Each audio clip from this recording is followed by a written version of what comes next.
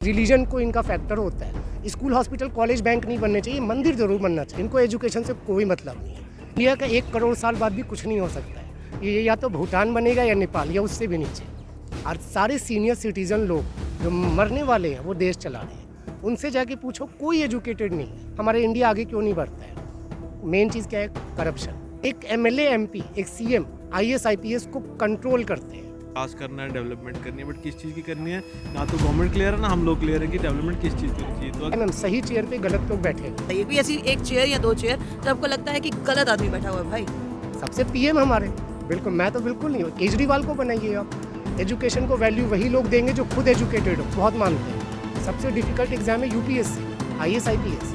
इतने मुश्किल से लोग बनते हैं, फिर IAS, IPS खड़े कहाँ हो जाते हैं? इलिटरेट पॉलिटिशियन के पीछे खड़े होना पड़ता है। डेवलपिंग कंट्री से डेवलप कंट्री में कब आ रहे हैं वो देख रहे हैं। फिर 70 ईयर से हम अभी तक बोल रहे हैं कि अमेरिका में चल रहा है जी डेबिट कार्ड, क्रेडिट कार्ड, हमारे यहाँ पे अभी कैश ट्रांजैक्शन हो रही है। क्या फ़र्क पड़ रहा है? डिमॉन्स्ट्रेशन हो गया, सब कुछ हो गया, कहाँ है ब्लैक मनी? नहीं है। हर 5 साल के बाद कोई नई सरकार आती है।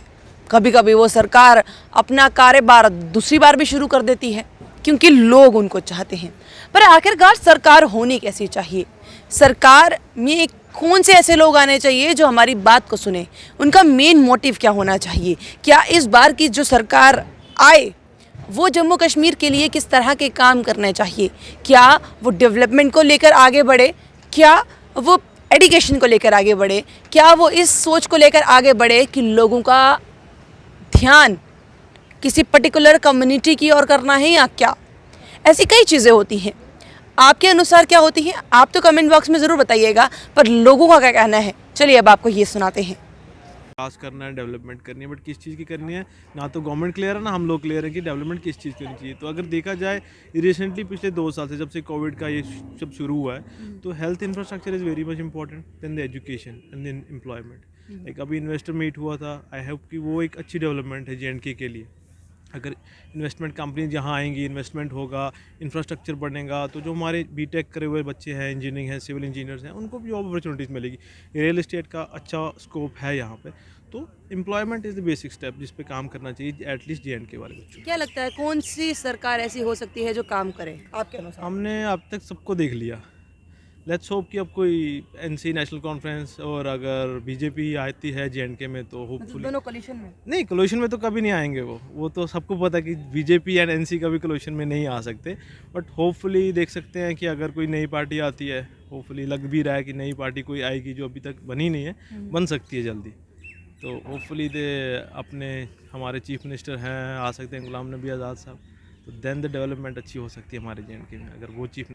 सबसे पहली बात मैम देखिए, लोग कहते हैं नेता को कैसा होना चाहिए। नेता को सबसे पहली बात पढ़ा लिखा होना चाहिए, फुल्ली एजुकेटेड। ठीक है, क्यों होना चाहिए?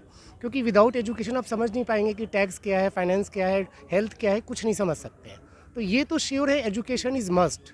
ठीक है, अब रही बात नेता को, सबसे पहली बात अगर देखा जाए, अब्दुल कलाम की बात अगर हम माने, अब्दुल कलाम ने एक बात बोली थी, अगर इंडिया को नंबर 1 बनाना है तो यंगस्टर के शोल्डर पे दे दो। और सारे सीनियर सिटीजन लोग जो मरने वाले हैं वो देश चला रहे हैं। उनसे जाके पूछो, कोई एजुकेटेड नहीं है। सबसे पहली चीज़, हमारे इंडिया आगे क्यों नहीं बढ़ता है? मेन चीज़ क्या है? करप्शन। अब उसमें प्रॉब्लम क्या है? कहने को तो एजुकेशन को बहुत मानते हैं। सबसे डिफ़िकल्ट एग्ज़ाम है UPSC, IAS, IPS। इतने मुश्किल से लोग बनते हैं, फिर IAS, IPS खड़े कहाँ हो जाते हैं? इलिटरेट पॉलिटिशियन के पीछे खड़े होना पड़ता है। एक MLA, MP, एक CM, IAS, IPS को कंट्रोल करते हैं। इसीलिए तो रोमन सैनी अपनी जॉब छोड़ दी IAS की।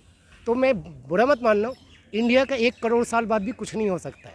ये या तो भूटान बनेगा या नेपाल, या उससे भी नीचे। प्रॉब्लम ही यही है, यंगस्टर्स को आगे आने नहीं देते हैं। आप नेपाल, भूटान के साथ, हम तो बात कर रहे हैं US से, रशिया के साथ। बता रहा हूँ ना, वो होगा कैसे? जब तक यंगस्टर को बनाएंगे नहीं, जब तक किसी अच्छे आदमी को या फुल्ली एजुकेटेड आदमी को जब तक अच्छे चेयर पे नहीं बैठाएंगे। प्रॉब्लम क्या है मैम? सही चेयर पे गलत लोग बैठे हुए हैं। कौन सी ऐसी चेयर आपको, एक कोई बताइए या 2 बताइए, कोई ऐसी एक चेयर या 2 चेयर जो आपको लगता है कि गलत आदमी बैठा हुआ है भाई? सबसे PM हमारे, बिल्कुल मैं तो बिल्कुल नहीं हूँ। केजरीवाल को बनाइए आप, अरविंद केजरीवाल ऑफिसर है मैम। वो एक ऑफिसर अलग होता है। ठीक है, आप दिल्ली का हाल देखो। आज वो कुछ अच्छा करना चाहते हैं, उनके पीछे सब पड़ जाते हैं। समझ गए मैम? केजरीवाल ने बहुत अच्छा काम किया है। अब्दुल कलाम जो भी थे, प्रेसिडेंट ही थे, पावरफुल नहीं थे लेकिन है तो प्रेसिडेंट। अब क्या हो रहा है? अब एक चीज़ अगर सोच के देखें, आपको नहीं लगता है कि करप्शन, अब ये इनका है कि रिलीजन को इनका फैक्टर होता है। स्कूल, हॉस्पिटल, कॉलेज, बैंक नहीं बनने चाहिए, मंदिर ज़रूर बनना चाहिए, ये सब ज़रूर बनना चाहिए, समझ रहे हो आप। इनको एजुकेशन से कोई मतलब नहीं है। एजुकेशन को वैल्यू वही लोग देंगे जो खुद एजुकेटेड हो, आप समझ रहे हो। आप एक बात सोचो, एक इलिटरेट आदमी को क्या पता है एजुकेशन क्या है।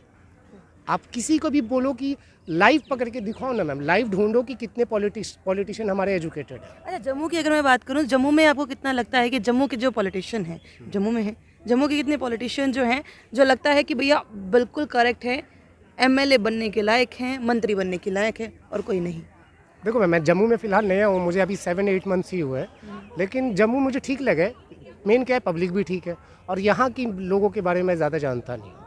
मुझे थोड़ा बहुत जो नॉलेज है वो दिल्ली का ही है, ठीक है। और दिल्ली तो खैर बहुत करप्शन में आ चुका है। तो मेरे हिसाब से एक बात बोलूँ, जैसे हम पॉलिटिक्स में जाते हैं, इलेक्शन से बनते हैं सब, पॉलिटिक्स को हटा दो इलेक्शन, इसे बना दो कॉम्पिटिटिव एग्ज़ाम। आज बच्चे लोग पढ़ रहे हैं ना, आज सब क्या कर रहे हैं, IAS IPS इंजीनियर डॉक्टर, ये लोग कल को MLA MP बनने के लिए तैयारी करेंगे बच्चे, तो अच्छा नहीं होगा। कल को 12th पास बच्चा जाएगा, मैं CM बनना चाहता हूँ, मैं PM बनना चाहता हूँ। आज कोई बोलता है मैं CM बनना चाहता हूँ? कोई एक भी नहीं बोलता है, क्योंकि पता है सब ने खराब कर रखा है इस चीज़ को। मतलब UPSC के पेपर जैसा एग्जाम हाँ, हो, एग्जाम हो, फिर मजा आएगा कि हाँ, फिर सीएम मजा कौन आएगा। PM। हाँ बिल्कुल।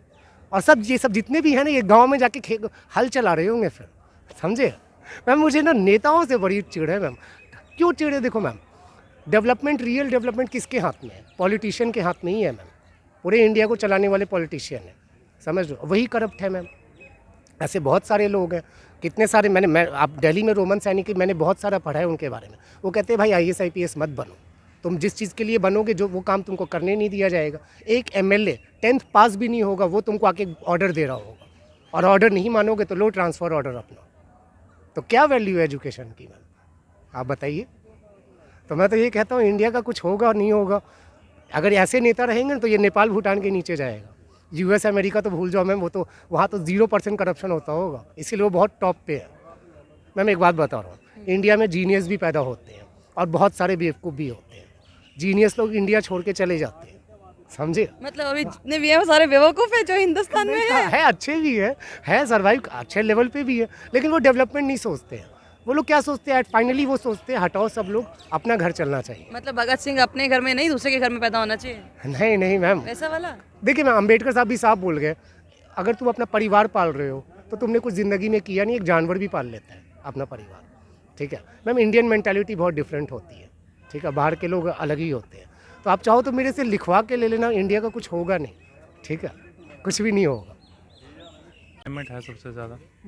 उसके बाद हमारा जैसे हेल्थ केयर सेक्टर है, काम होना चाहिए। अभी इतना पैंडेमिक चल रहा है, मोस्ट प्रॉब्ली अगर काम अच्छा होगा, हमारे जैसे केसेस अभी रिसेंटली ओमनी कोर्स के भी आ गए थे, 3 केसेस अभी तो देखिए हेलीकॉप्टर से गॉड हमें सपोर्ट कर रहे हैं, तो अभी ठीक चल रहा है। बट जो भी आए उसे काम करना चाहिए। हर बंदे की सरकार की तरफ से यही होता है, बंदा हम ही सरकार बनाते हैं, हम ही चाहते हैं कि वो काम करे, डेवलपमेंट करें।